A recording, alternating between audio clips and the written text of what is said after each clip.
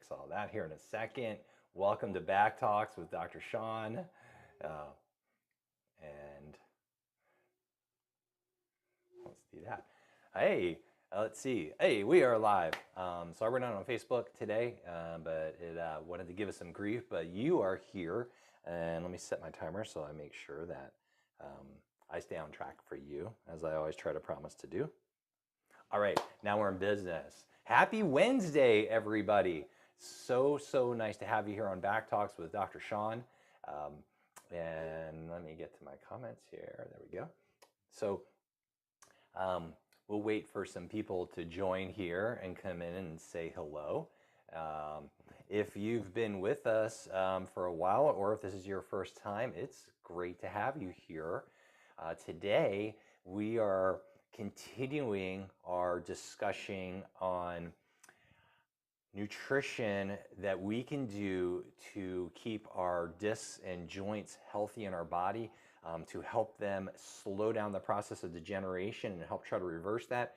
And if you're not on that side, on the other side of the fence is to just keep yourself feeling really young and good. So last week we talked about collagen and collagen's role in tissue rebuilding and repair and elasticity. And today we're going to be talking about omega-3s. I know it's kind of a big buzzword. A lot of people have heard about omega-3s. Not everybody knows exactly what omega-3s are. So I'm going to spend a couple minutes today and just talk about it and hopefully give you a little bit more information on what omega-3s are and what they do for us, and great sources of omega-3s if we want to do it dietarily wise or if we want to do it from a supplement. I'm going to give you some recommendations on both of those. So without any further ado, let's get on with it. So we are going to look at omega-3s here, and I know that can be something a little bit challenging sometimes to read behind me. So I'm going to take this up another notch and I'm going to switch this, and so you can see my slide right there.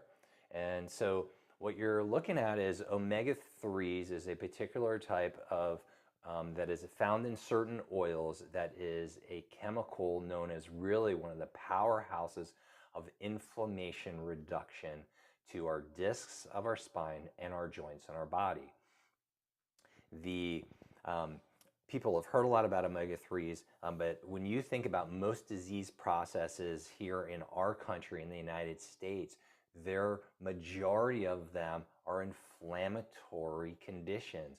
It's that people have too much inflammation in their body, and we don't want too much inflammation in our body. It causes a lot of achiness, soreness, degeneration. It's hard on our organs and our tissues and our cells. So we want to reduce inflammatory process as much as possible. And kind of what we put in our mouth is a really big source of creating that. You know, that typical standard American diet, that SAD diet, especially if you're eating a lot of processed foods, is going to lead to a lot of inflammation. And it's just not good for us at all. So let's go back and I'll bring this slide up and we'll talk about it here. So omega-3s, when you get a thing of omega-3s, if you go and buy them, it's going to be broken up into a thing called EPA and DHA. I don't want to go too in detail with those, so we're just going to leave it at that. But EPA, which is really fascinating and is part of the omega-3 complex, has been shown to dramatically reduce nerve pain, especially, and this isn't me just saying this, but this is actually a research article I read last week while I was doing research to talk about this topic for you, especially in low back pain. I thought that was fascinating. I didn't even know that. So I learned something, which I always try to do every single week. So one of the big things I always try to do is I study and research these topics so that I learn something and expand my life, and I get to bring this information for you so you don't have to go do it, and share it with some fun and passion. So going back to this slide, I think that's amazing. So if you're having low back pain right now, you're definitely going to want to increase your omega-3s, and I'll tell you the ratio of what we want. They also help promote the production of chemicals that reduce inflammation in our blood, joints, tissues, and bones. So, I mean, that's pretty cool when you think about it, right? So those are a lot of things that we want to keep healthy. So big fan of omega-3s. So where do we get omega-3s if we're going to actually get them from our diet? Well, let's take a look here. I'll bring this slide up and let's do that. And bam, the top 10 foods. This is your top 10 list right here of foods that have the highest levels of omega-3s. So number one with the drum roll is flax seeds. So congratulations to you if you're incorporating flax seeds into your diet on a regular basis. If you're not, that's okay. Don't be hard on yourself. Just go get some. You can do a lot of stuff with flax seeds. You can bake your own breads with those. I'll tell you what, they're great in smoothies. And if you got a good blender, you can blend those things up. You won't even know they're in there. So you can get some really high sources of omega-3s with that. Let's see, what else? Number two, chia seed. A lot of people are big fans of chia seed. So when you look at flaxseed, 405% AI, chia seed, 316% AI. That's pretty awesome. And you can use chia seeds a lot. You can put it like in your oatmeal. You can put it in your smoothies. Some people will sprinkle it over stuff and salads. There's a lot you can do with chia seeds. And what's really cool about chia seeds is that if you let them like swell, you'll eat a lot less because it fills you up really quick. Because they're like little mini balloons that become bigger and they'll hold water. So chia seed, big fan of. And then let's go talk about, and I try to keep these at 10 minutes. Let's talk about fish. So the highest source of fish that we can do is typically going to be salmon, but there's some other ones like mackerel, oysters, things like that you can get it from. Lake trout, sardines, and tuna are all good sources of omega-3s, but salmon's kind of the winner, 246% AI. Then we'll go down the list. Walnuts, great for your prostate gland if you're a guy, great for your brain. So walnuts, love those. Not a big fan of tofu. I used to be, but it's a soy-based product, and unfortunately they use so many pesticides on soy, and soy is estrogen producing. So there's it's a tough thing to eat because you're making this balance of it. So I would suggest that you go to other sources to get your omega-3s than tofu. We'll go through canola oil. Same thing. Canola oil is pro-inflammatory, so you really want to try to keep canola oil out of your diet, even though it does have omega-3. So I'd kind of cross that one off the list as well. If you're into oysters, cool, 75% there. Navy beans, 20%. Brussels sprouts, 17%, and avocado, 16%. And if you know anything about me at all, my favorite vegetable is a Brussels sprout. Seriously not. Just because my poor dad, I love you, Dad, used to make them for us all the time and just would steam those things. Not like they make them now fancy with bacon and caramelized onions and all this other amazing stuff. Now it's straight out of the steamer onto my plate, and just that smell would make me gag. And I think my dad would literally make me sit there for a good hour and eat my Brussels sprouts. Come on, Dad. We could have came up with a better vegetable than that. So anyway, but if you love Brussels sprouts, I'm not bashed on them. You know how it is. We all have one of those things, right, when we were a kid. So let's look at one more slide here, and I'll bring this up for you.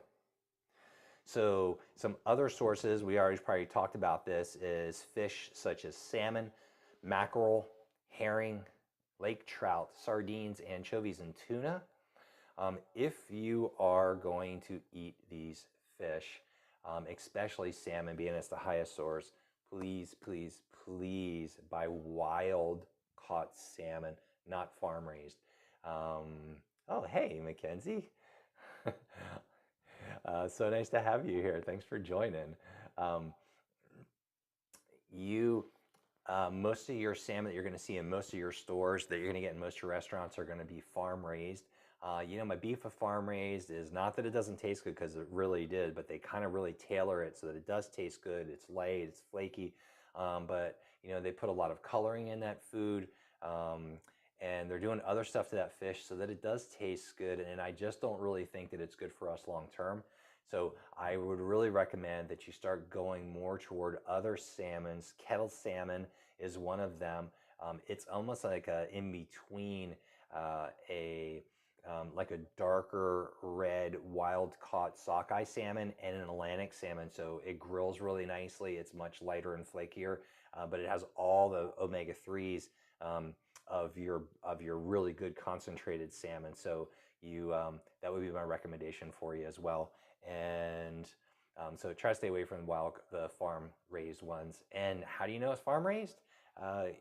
You need to look at the packaging. It'll tell you somewhere on the packaging, either on the front, sometimes they'll put it big, or on the back, it's going to tell you farm raised. So try to make that shift away from farm raised salmon into wild caught salmon, please. And let's see what else. Then we'll talk about the last thing, and that's supplementation. And let me bring that up for you right now. And let me just get this. I have this all set up for you. I don't know. So if you are going to supplement, and sometimes we have to supplement, this guy right here from Brain MD, Dr. Daniel Amen, is my favorite source of omega-3s if you're going to take supplementations and soft gel capsules. What's amazing about this one is that I tell my patients that I want you to have 1,000 milligrams of DHA per day in your diet. And you can look on the back of this bottle right here, and you will see right there that you can get 2 soft gels of this, well, 4 soft gels. When you come down to the DHA part right there, 580 milligrams. So you take 4 of those, you're at like 1,100 plus milligrams of DHA. You're hitting like a home run when it comes to omega-3s if you're doing that. So brainmd.com, I don't make any money from recommending these. I would just tell you this is the ones that you have to take the least amount of. They're super, super clean, and 0 fishy burps. 0. So, and I've used this for years myself. I've recommended to patients, especially women who are pregnant. They want to make sure that they're getting their DHA in for their baby's brain development. It's so, so, so important. So make sure you're doing that if you're pregnant.